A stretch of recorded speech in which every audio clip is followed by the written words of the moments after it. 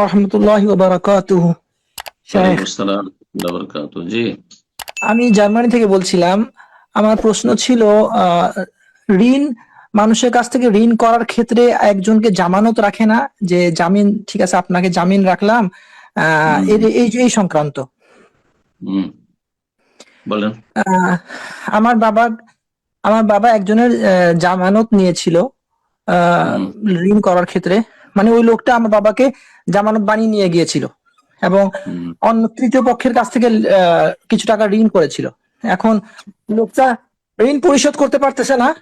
এখন আমার বাবা যেহেতু জামানত নিয়েছিল, তো এই আমার বাবা এখন রিটায়ার্ড, আর জামানত নিয়েছিল সেই অনেক আগে। এখন আব্বুর কোনো তেমন ইনকাম নাই। তো এখন এই বিষয়ে ইসলাম কি বলে?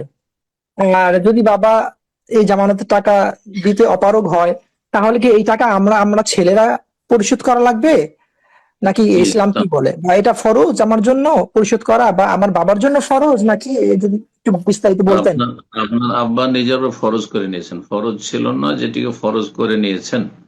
তিনি যখন জামানত নিয়েছেন, তো যার জামানত নিয়েছেন ওই ব্যক্তি যদি দিতে না পারেন অথবা না দেন, তাহলে আপনার বাবাকে দিতে হবে। এখন আপনার বাবার বোঝা হালকা করার জন্য আপনারা যদি করেন, এটি বাবার হক আদায় করা হবে। বারাকাল্লাহ ফিক। কিন্তু আপনার বাবার এ কথা চলবে না যে এখন তো আমি রিটায়ার হয়ে গেছি, ইনকাম সোর্স নেই, আপনি জামানত নিলেন কেন?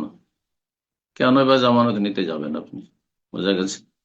একমাত্র যদি তার কাছ থেকে কিছু ছাড় নিতে পারেন, যে ভাই কিছু তুমি ছাড় দিয়ে দাও, মাফ করে দাও, যেহেতু আমাকে দিতে হচ্ছে, আর কিছু নাও, এতে সন্তুষ্ট হয়েছে, এটা ভিন্ন বিষয়। কিন্তু যে ব্যক্তি জামিন হয়েছে, দায়িত্ব নিয়েছে, তার উপর ফরজ সে আদায় করবে সেটি।